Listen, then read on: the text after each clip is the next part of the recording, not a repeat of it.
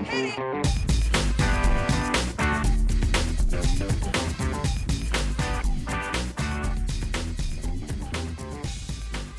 morning, good afternoon, good evening, and welcome to today's Caffeine for the Soul. This week, all week, I'm going to be in conversation with Anita Moorjani. If you don't know Anita's story, she's the New York Times bestselling author of Dying to Be Me, an account of her nearly 4-year battle with cancer that culminated in a near-death experience which vastly changed her perspective on life. Now completely cancer-free, Anita travels the globe giving talks and workshops, as well as speaking at conferences and special events to share the profound insights she gained while in the other realm. And I first met Anita at one of those events at a Hay House I Can Do It conference in London. And we became friends, and I really just wanted to share with you her unique perspective on life from the other side. And her new book, we're talking throughout the week about her new book, What If This Is Heaven? How Our Cultural Myths Prevent Us from Experiencing Heaven on Earth. And in this first selection, and these are going to be a little bit longer. We normally try and keep it tight to 10 minutes. We're going to run a little long this week, but I think you'll be glad that we did. In this first segment, we talk about heaven and hell and love and fear, and particularly how to live in heaven in the here and now. Enjoy. So Anita, I was reading What If This Is Heaven? And right at the beginning, you kind of had me at hello, because on the very first page, facing the introduction, you wrote this. When I was born into this world, the only things I knew were to love, laugh, and shine my light brightly. Then as I grew, people told me to stop laughing. Take life seriously, they said, if you want to get ahead in this world. So I stopped laughing. People told me, be careful who you love if you don't want your heart broken. So I stopped loving. They said, don't shine your light so bright, it draws too much attention onto you. So I stopped shining and became small and withered and died, only to learn upon death that all that matters in life is to love, laugh, and shine our light brightly. That's really good. Oh, wow. Thank you. And I guess that pretty much sums up the whole book. You don't even need to read the rest of the book. That's it. God, That's it. Sorry, you're terrible at self-promotion. Of course they need to read the book. But we are going to try and highlight some of the best bits of the book. And that's why the question I had to ask, like, I love the title, What If This Is Heaven? And so the first question I wanted to ask you is, what is heaven and what makes it feel like hell? All right. So let me tell you exactly, to me, what is heaven and what is hell. To me, hell is fear. Hell is fear of everything, and hell is a lonely place. It's being fearful, and it's feeling alone. It's feeling like nobody understands you, and it is fearing everything. And I've been there, so I know what that's like, and that's why I feel I know what heaven is like. And if I can just share with you how I even came up with the title. Yeah, please. Yes. So what happened is that, as you know, from having read my first book, I lived this life of fear, of always pleasing other people and fearing not being good enough and not and not being accepted. I feared loneliness. I feared being rejected. I feared shame, but I also even feared cancer. Every food I ate, I ate very, very healthy, but I still got cancer because everything I ate to avoid cancer. I ate all the supplements, and I would fear if I missed a dose of supplements. When I got cancer, I was so afraid of it. I thought I was going to die. And anyway, having come out the other side of it, having gone into the coma and experienced that extreme state of clarity and the understanding of why I got cancer, and the understanding is pretty much is summed up in that poem you just read, is that we already are everything we're supposed to be. We're just supposed to shine our light. We're supposed to be who we are, and blah blah. And I understood completely why I had got cancer. I understood everything we're taught from the time we're born sets us up to fail. It sets us up to feel fear. It sets us up for illness, not for well-being. Everything we're taught from our education system, from our religions, from our government, everything. So when I came out from the coma, healed, and I healed so rapidly, and of course the doctors were fascinated by my story, and so I wanted to shout from the rooftops what I had experienced in the other realm. I wanted everyone to know. I thought everybody would want to know. I thought, gosh, of course everyone wants to know how to, the importance of being happy and how it affects our health, and how I thought everyone would want to know how to heal, and that there's nothing to fear. There's no fear in death. There's no judgment. There's no hell. Excuse me. But as I started shouting it from the rooftops, I realized that people don't want to know. A lot of people are so invested in things being the way they currently are. People like I got pushback from religious people. I was attacked by religious people. I got pushback.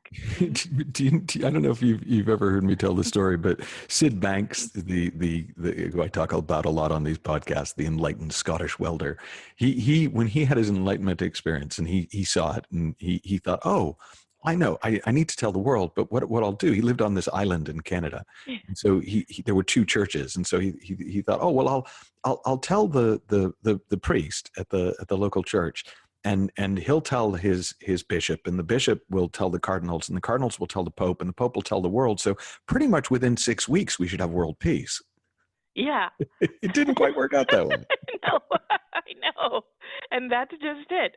That's exactly it. And in fact, what happens is everybody tries to prove you wrong, in fact. Yeah. And so, so that's what started to happen, was that I realized, okay, the medical system definitely are not interested in hearing what I have to say, because they want to, they have a system, and they're invested in that system. The governments definitely don't want to hear. The religions don't want to hear what I have to say. So I turned inward. I became quiet. I went and lived my life my own way. I could not go back to living the life I had lived before. I could not go back to being that person, because that was the person that got cancer. So I had to now create my own life with these new beliefs that I had now learned. And so and the story that living my own life, I wrote my story on the internet. It went viral. Wayne Dyer picked it up. My first book went out. But more recently, I looked back on my life and I realized, okay, I've been living this way now for 10 years. 10 years I've been following my own guidance system and not that of the external world, not been listening to everything that everybody else says you have to be, you have to do, listening to my own guidance system. And I realized that one of the biggest differences between my life now and before I had the cancer and when I had cancer, was that all that fear has gone. I feel light. I feel free. And that's exactly what I felt in the other realm, light and free. And I look back on these 10 years and I think, wow, I've never had to worry about my health. I've never had to worry about my finances. Everything's been taken care of. I get to do what I love to do every day. And then it occurred to me, wait a minute, maybe this is heaven. Maybe when I died, I didn't come back. I just thought I did. But I'm actually still living in heaven, in the other realm, because maybe this is what it is. You get to do what you want. You don't have to worry about anything. The fear is gone. Maybe this is heaven. Hence the title of the book, What If This Is Heaven? Well, I love that sort of, two things you say about it in the book, that heaven is a state and not a place. But I also think that the promise of the book is pretty clearly stated, which is to live in heaven here and now. Yes, exactly.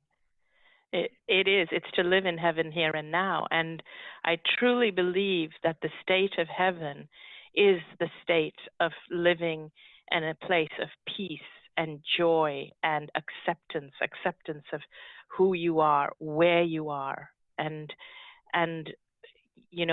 dropping a lot of the conditioning that causes us to believe that we have to be something else, be somewhere else, do something else, and that we're not good enough.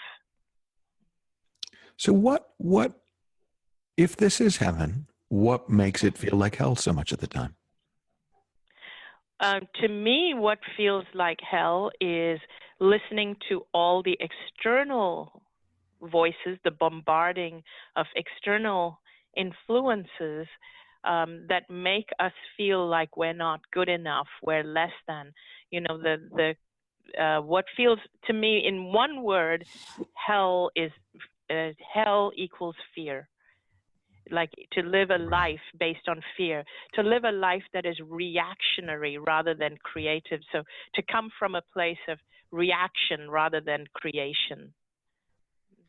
Creation is and so heaven, reaction is hell. Mm-hmm. So I just talked over a really nice line. Creation is heaven, reaction is hell. I just want to flag Yes. that. That was just bad technique on my part. I apologize. But No. so just to kind of bring this one to a close, is fear necessary? Yes and no.